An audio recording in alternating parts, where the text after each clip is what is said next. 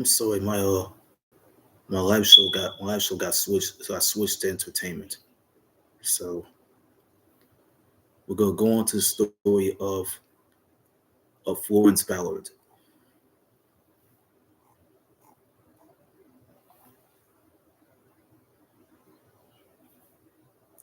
Florence Glenda Chapman Ballard was an American singer and a founding member of the Motown vocal female group The Supremes. She sang on 16 top 40 singles with the group, including 10 number one hits after being removed from the Supremes in the late 1960s. Ballard tried an unsuccessful solo career with ABC Records before she was subsequently dropped from the label at the end of the decade. She struggled with alcoholism, depression, and poverty for 3 years. She was making an attempt at a musical comeback when she died of a heart attack in early 1976. At the age of 32, Ballard's death was considered by one critic as one of rock's greatest tragedies. Ballard was posthumously inducted to the Rock and Roll Hall of Fame as a member of the Supremes in 1988. The early life of Ballard.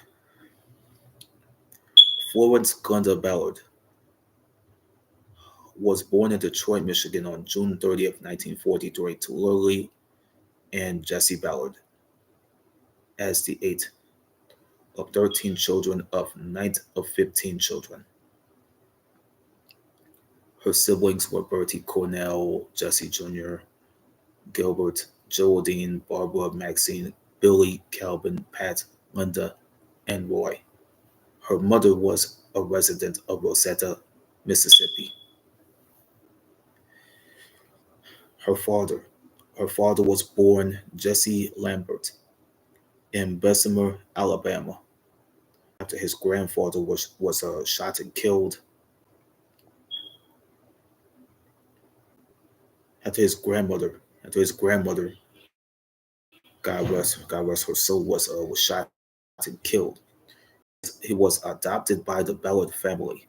Jesse Ballard left his adopted parents at the age of 13 and soon engaged in an affair with Florence's mother, Lily, who was only 14 in teenage years. In Rosetta, the Ballards moved to Detroit in 1929 as part of the Great Migration. Jesse worked at General Motors. Her brother Roy was killed by a drunk driver at the age of 3. Her mother gave birth to the twins who died at 5 months old, and a daughter who died in infancy. A daughter who had died in infancy. Jesse is an amateur musician, helped inspire Florence's interest in singing. He taught songs to her, accompanying her on the guitar. Financial difficulties forced the Ballard family to move to different Detroit neighborhoods. Different Detroit neighborhoods.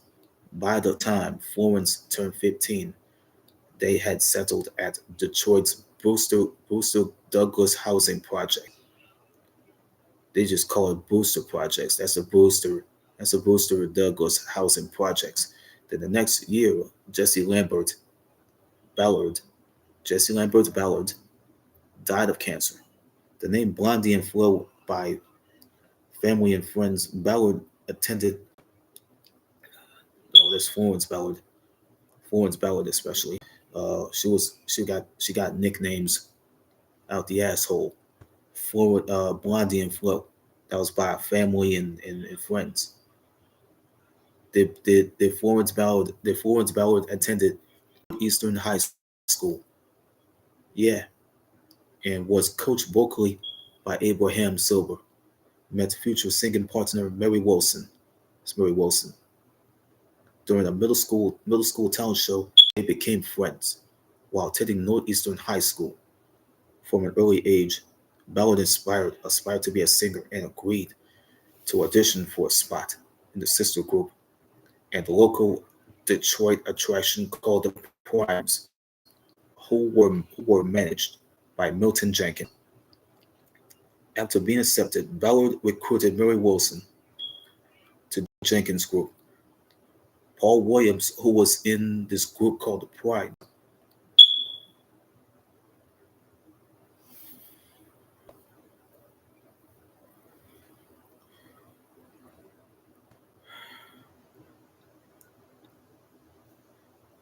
who would later evolve into the Temptations, in turn enlisted another name by the name of Diana Ross. Let's see, get the name.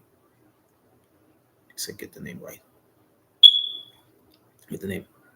Let me push the name in. Diana Ross. She's the mother of Tracy Ellis Ross, who was an actress, who then by going who then going by the name quote unquote Diane. Betty McGlown, that's her name, completed the original lineup, and the Jenkins named them the Primettes.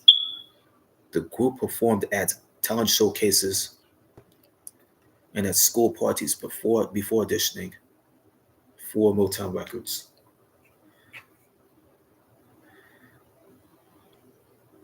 In 1960,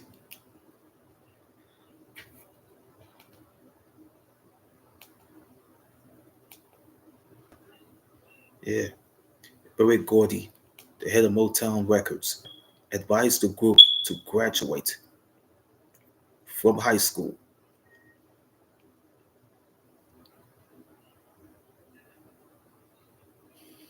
before auditioning again.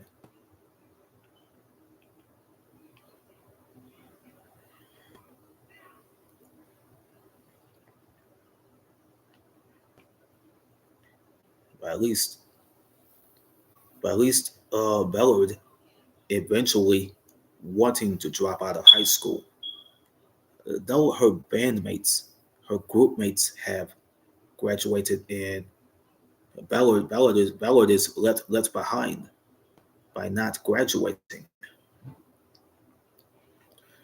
But in the same year, 1960, Ballard was allegedly raped at night point by a local high school basketball player who goes by the name of Reginald Harding. Goes by the name of Reginald Harding. Reginald Hezekiah Harding. That's a guy who raped Flo after leaving a sock hop that was at the Greystone Ballroom that was in Detroit. She arrived with her brother, but they lost track of each other. The rape occurred in an empty parking lot off of Woodward Avenue. Ballard reacted by secluding herself in her house and refusing to come outside, which had worried her groupmates. And weeks later, Ballard told Wilson and Ross what had happened, and they were sympathetic. Both Wilson and Jesse Green, an early boyfriend of Florence's, had described her as a generally happy, if somewhat mischievous and sassy teenager.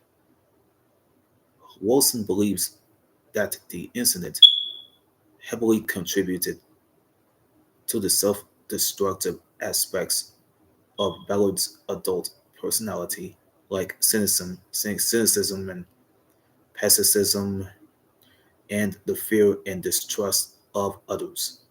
But the rape that was at night point was never mentioned in a time again.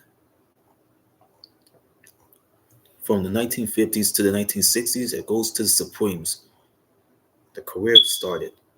Later in that year of 1960, the Primettes signed a contract with Lupine Records, issuing two songs that failed to perform well during that year. They kept pursuing a Motown contract and agreed to do anything that was required, including adding hand claps and vocal backgrounds. By the end of the year, Berry Gordy agreed to have the group record the songs in the studio. In early 1961, Gordy agreed to sign them on the condition that they changed their name, Jenny Bradford, for example, okay, who was an American songwriter, is known for her tenure with Motown, is approaching Ballard. She is approaching Ballard with a list of names to choose from before Ballard chose the name Supremes.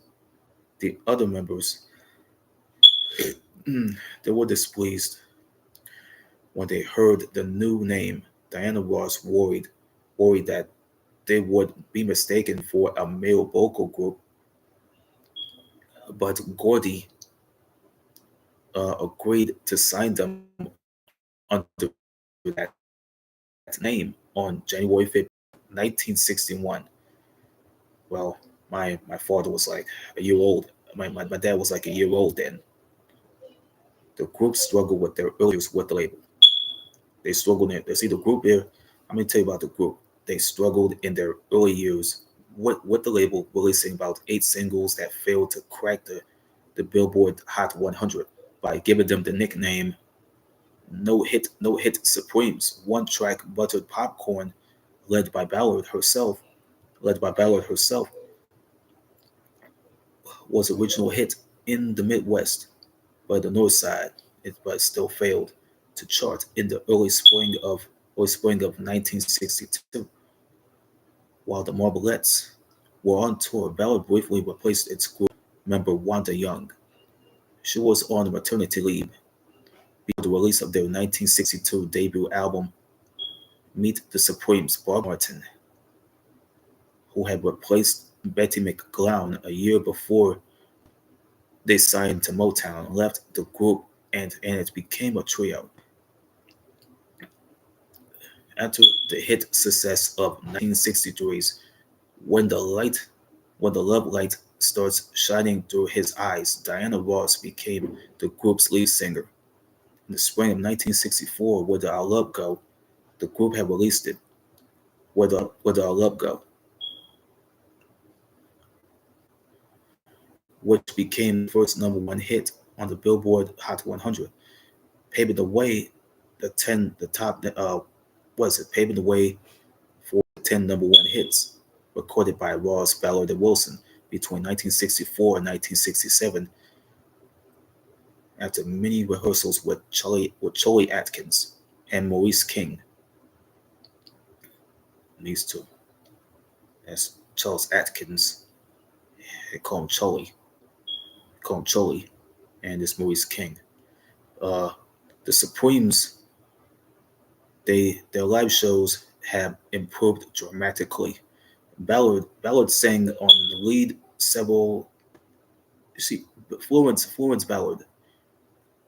She has sang lead on several songs on the Supremes albums, including a cover of what's it, Sam Cooke's "Ain't That Good News."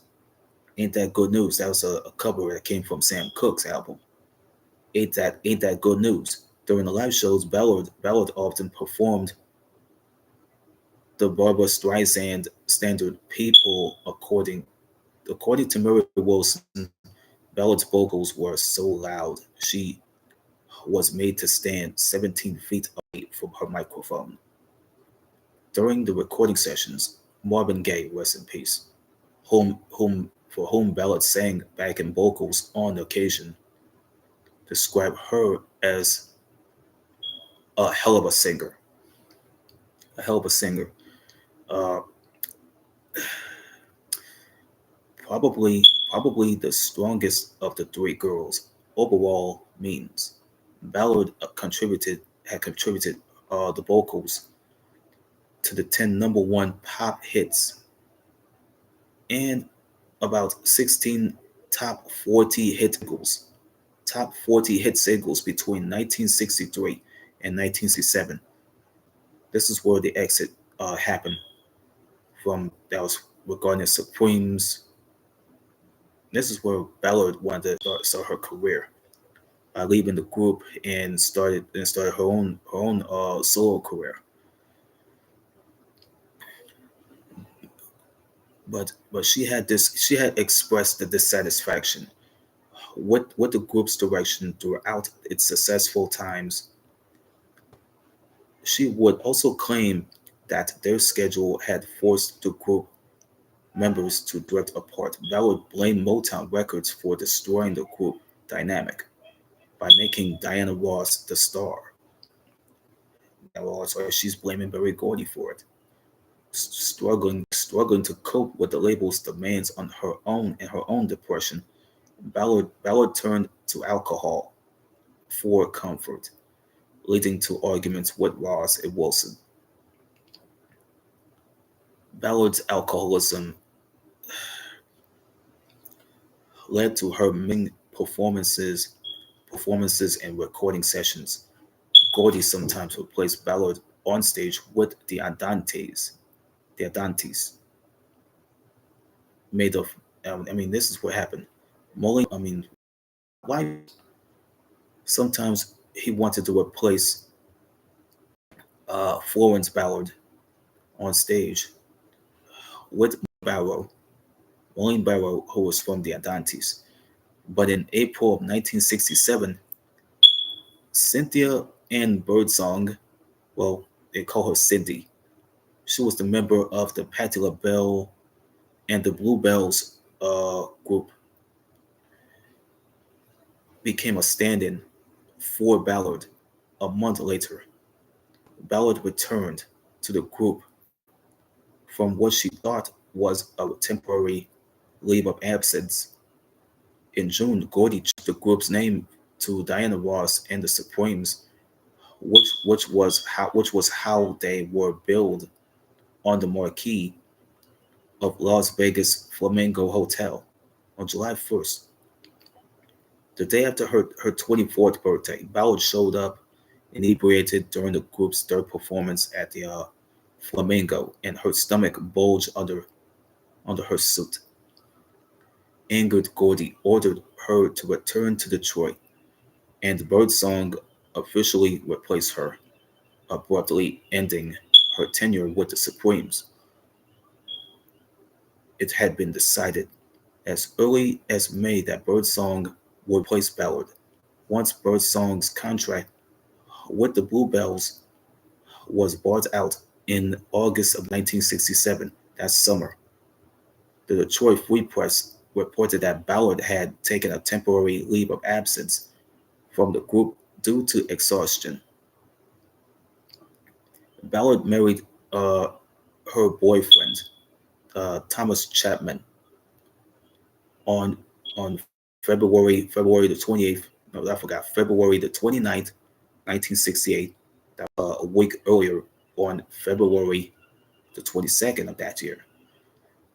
And Motown negotiated for her release from the label. Her attorney in the matter received a one-time payment of 139,804 $139,804.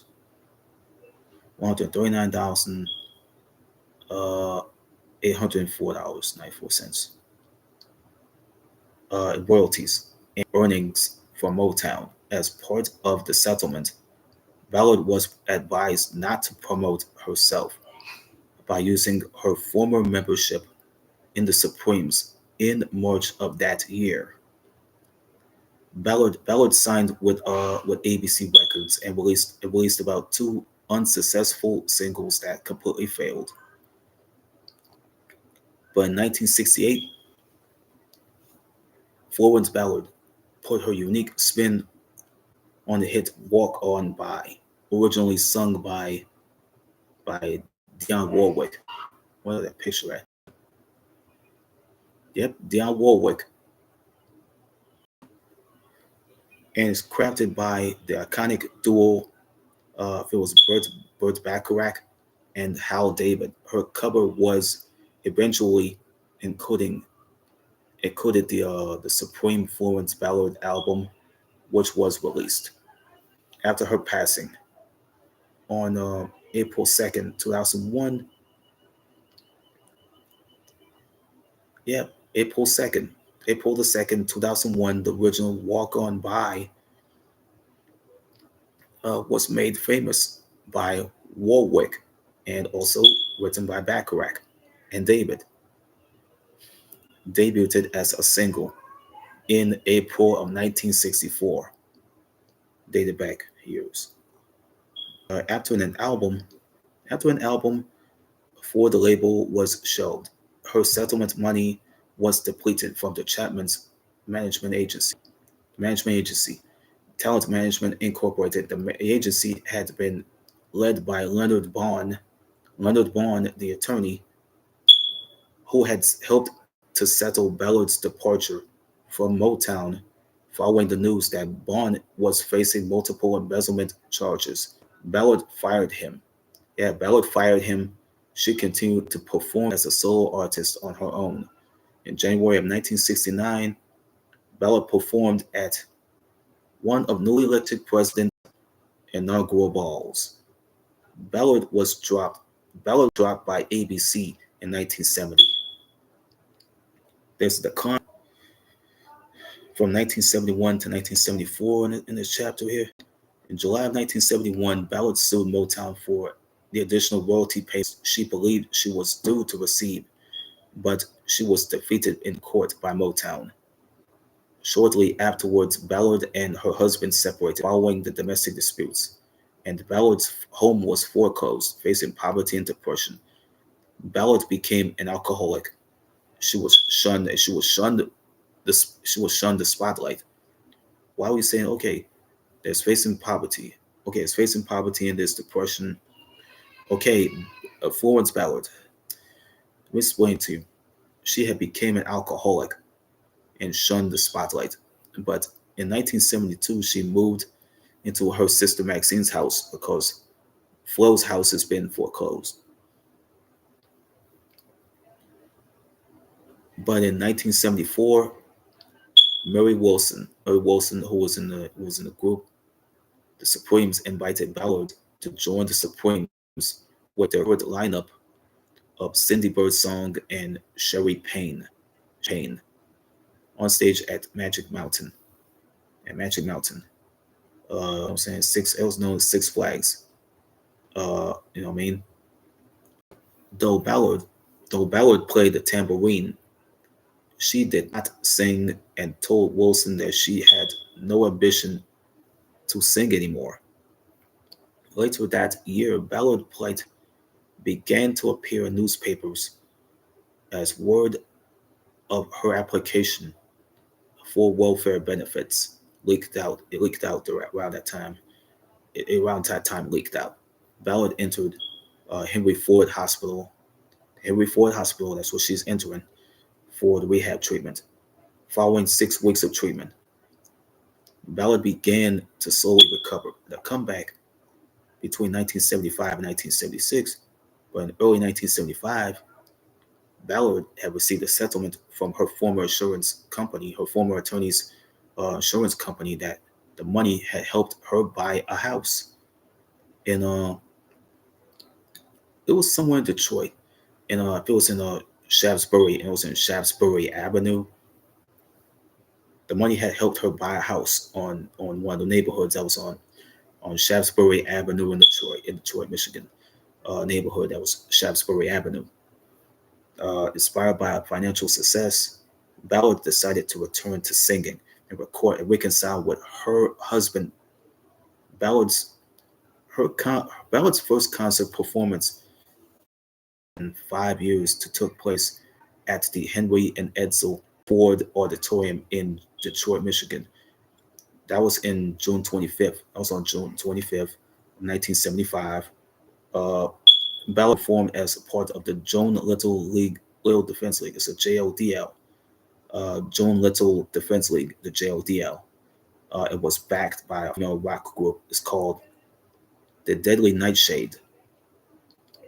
That's been a New England-based rock and country trio consisting of Ann Bowen, Pamela Brandt, and Helen Hook. But afterwards, Ballard began receiving interview requests. Uh, Jet magazine was one of the first to report on Ballard and her recovery. Then her death goes right deep. The tragedy, it happens. On February the 21st, 1976, Ballard entered Mount Carmel Mercy Hospital, complaining of numbness in her extremities. She died at 10:05 p.m. Eastern the next morning from a cardiac arrest caused by a coronary thrombosis. A blood clot in one on her of her what's it this? A blood clot in one of her coronary arteries. But at the age of 32, Ballard was buried in Detroit Memorial Park Cemetery that was outside of Detroit, Michigan. That was Warren, Michigan. But on June 30th, 2021, a headstone was placed at Florence Ballard's gravesite in honor of her birthday. Although she had a basic gravestone from the time of her burial, on it was not until this date that a proper memorial headstone was dedicated to her legacy. But her legacy,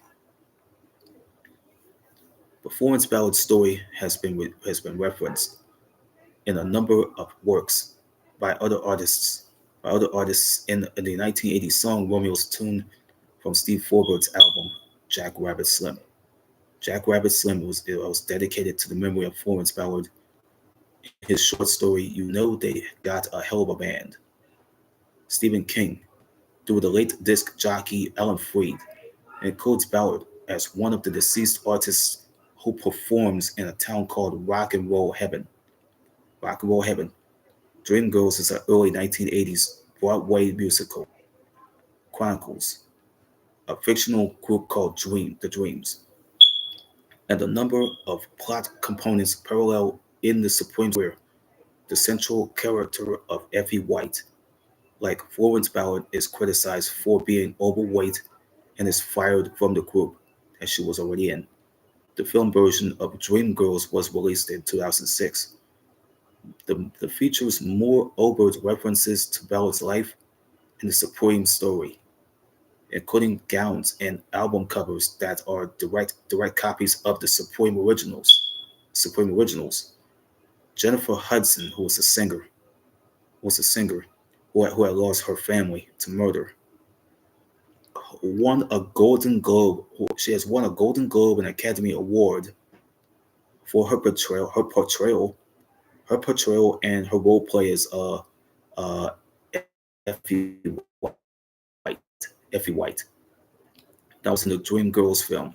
In her Golden Globe acceptance speech, Hudson dedicated her win to Florence Ballard. The music video for the Diana Ross song Missing You pays tribute to Marvin Gaye, Ballard, and Paul Williams, all former Motown artists who had died in 1988. Ballard was inducted into the Rock and Roll Hall of Fame as a member of the Supremes alongside Diana Ross and Murray Wilson. In early 2020, a new play about Ballard by Vincent Victoria, uh, entitled Dreamgirl Deferred, premiered in Houston on the anniversary of her death. In the 2013 Motown the Musical Broadway stage play that launched on April 14th, Ballard was portrayed by Cindy Morton. As a member of the Supremes, Ballard was named as one of the 8 recipients to receive a Grammy Lifetime Achievement Award at the 65th annual Grammy Awards in 2023. In her personal life, Ballard began dating Thomas Chapman, who was a Motown Records chauffeur. But in the late 1960s, by 1967, they married a private celebration in Hawaii on February 29th, 1968, and had 3 daughters, twin girls, Michelle Denise and Nicole Renee. Yeah, they're both born in that They both born in the same year, 1968. And Lisa Sabrina, who was born in 1972.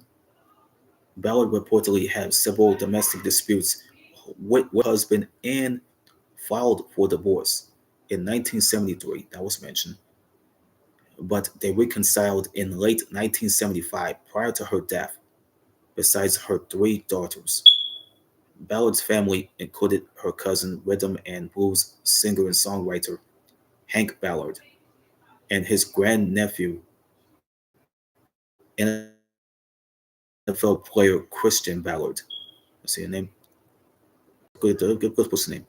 That's right, Hank Ballard's grandnephew, and his name is Christian Ballard. Christian Ballard, who was an NFL player. Well, he played for the Vikings. I do not know what happened to him. And Ballard is also an aunt of Omar S. Alexander Omar Smith, who was a Detroit electronic musician. We're going to the album stuff here, the discographies. She had done the albums. Her albums, as the albums that have been out there, it's a Supreme Florence Ballard that came out in 2002. Butter Popcorn, it doesn't matter how I say how I say it. It's what I say that matters. Going Out My Head, Love Ain't Love, they're all 1960s albums, singles or something. They're not like albums, they're like 1960s singles, but album, there's a one album that came out in the early 2000s. That was the Supreme Florence Ballad album. So there is no, I couldn't look at the references. So all the stuff has been there. I might do one on Leah next. Don't worry about nothing.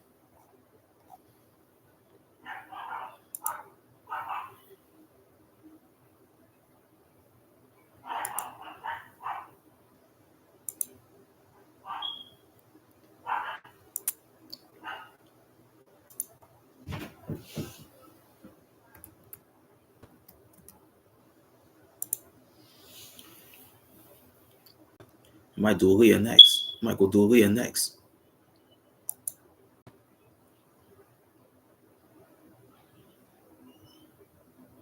I'm gonna finish this stream. Oh fuck. I forgot to memorialize Florence Ballard. I forgot about her. Almost forgot about her.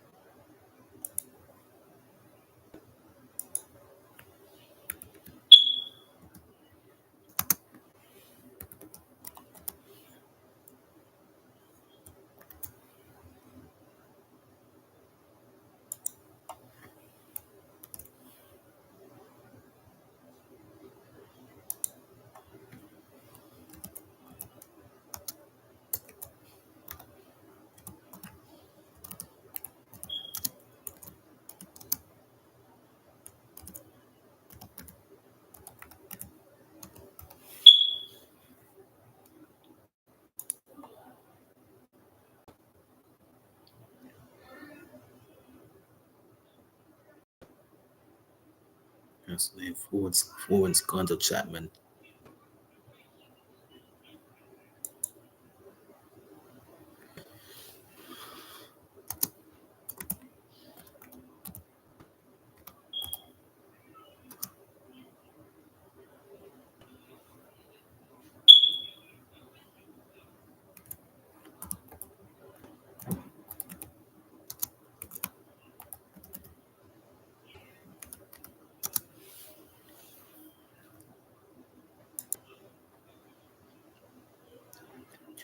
Yeah, I'm gonna finish this thing. This live show that I had to do here is dedicated to into the memoriam of Florence Glenda Chapman Ballard, born on June 30th, 1943, and died on February the 22nd, 1976.